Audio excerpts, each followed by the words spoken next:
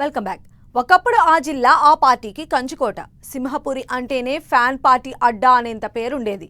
గతంలో ఆపోజిషన్లో ఉన్నప్పుడు కూడా బస్తీమే సవాల్ అంటూ టీడీపీతో ఫైట్ చేశారు వైసీపీ లీడర్లు. అయితే మొన్నటి ఎన్నికలకు ముందే ఫ్యాన్ పార్టీకి ఎదురీత స్టార్ట్ అయింది. ఆ తర్వాత జిల్లాల్లో అన్ని సీట్లను కూటమి కైవసం చేసుకుంది. ఇప్పుడు నెల్లూరు జిల్లాలో వైసీపీని నడిపించే నాయకులే లేకుండా పోయారు. అధికారంలో ఉన్నప్పుడు అందలమెక్కిన నేతలంతా ఇప్పుడు సైలెంట్ అయిపోయారు. నెల్లూరులో కూటమికి ఎదురొడ్డి వైసీపీ నిలబడగలదా?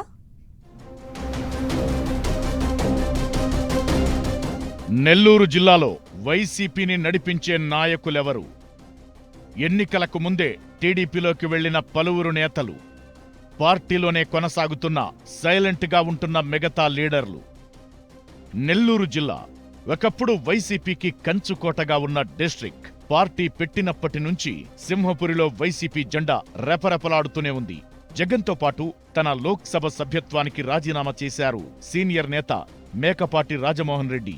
2012లో జరిగిన ఉప ఎన్నికల్లో నెల్లూరు నుంచి మరోసారి పోటీ చేసి వైసీపీ గుర్తు మీద తొలిసారి విజయభేరి మోగించారు. ఇక 2014లో నెల్లూరులో 3 సీట్లు తప్ప అన్నీ గెలుచుకుంది వైసీపీ. 2019లో 10కి 10 సీట్లను గెలిచింది. ఇలా వైసీపీకి నెల్లూరు పెద్ద దిక్కుగా ఉంది. కొండంత అండగా నిలబడి రాజకీయాన్ని పీక్స్కు చేర్చింది. అయితే అదే నెల్లూరు వైసీపీ అధికారంలోకొచ్చాక మాత్రం వర్గపోరుతో బలహీనపడుతూ వచ్చింది. అధినాయకత్వం సరైన సమయంలో పట్టించుకోకపోవడంతో ఫ్యాన్ స్పీడ్ బాగా తగ్గింది. ఇక 2024 చూస్తే మొత్తానికి మొత్తం 10 సీట్లను, 1 ఎంపీ సీటును కూడా కూటమి కైవసం చేసుకుంది. ఆ విధంగా ఫ్యాన్ను పొలిటికల్ గా స్విచ్ ఆఫ్ చేసేసింది.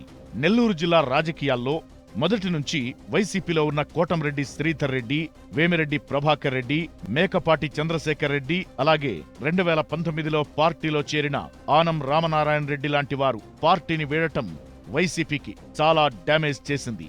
సీనియర్ నేతలను కాదని 3 ఏళ్ల పాటు మంత్రి పదవిస్తే అనిల్ కుమార్ యాదవ్ సత్తా చాటలేకపోయారు. ఆయన రాజకీయ అనుభవం ఉన్న నేతలను పట్టించుకోకుండా ఒంటెద్దు పోకడలకు పోవడంతోనే నెల్లూరు జిల్లాలో రెడ్డి సామాజిక వర్గం వైసీపీకి దూరమైందన్న చర్చ ఉంది. కాకాణి గోవర్ధన్ రెడ్డికి చివరి 2 ఏళ్లు మంత్రి పదవిచ్చినా ఫలితం లేకపోయింది.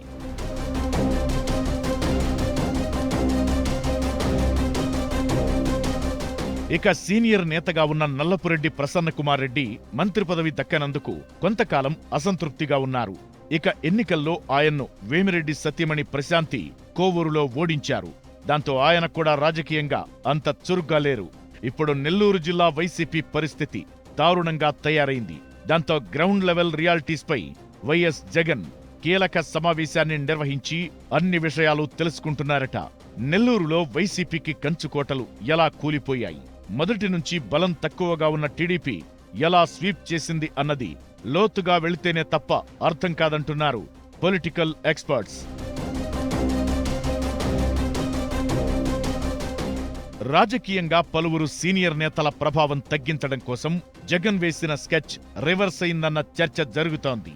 తనకు నచ్చిన వారిని ఎమ్మెల్యేలుగా చేయడం, వారికి మినిస్ట్రీలు ఇవ్వడం సీనియర్లకు నచ్చలేదని, అందుకే వాళ్లు పార్టీని వదిలి వెళ్లారంటున్నారు వైసీపీ కార్యకర్తలు. పర్టిక్యులర్ గా ఒక సామాజిక వర్గానికి చెందిన నేతలను చిన్నచూపు చూడటం వల్లే నెల్లూరులో వైసీపీకి ఈ పరిస్థితి వచ్చిందన్న టాక్ వినిపిస్తోంది. అయితే అధినేత జగన్ నిర్ణయాలు పార్టీకి డ్యామేజ్ చేశాయని క్యాడర్ ఓపెన్ గానే చెబుతున్నారు. నమ్మిన నేతలు పార్టీని నిలబెట్టలేదని, జగన్ విశ్వసించని లీడర్లు టీడీపీలోకి వెళ్లిపోయారని అంటున్నారు ఫ్యాన్ పార్టీ కార్యకర్తలు. రాబోయే రోజుల్లో వైసీపీ బౌన్స్ బ్యాక్ అవుతుందా?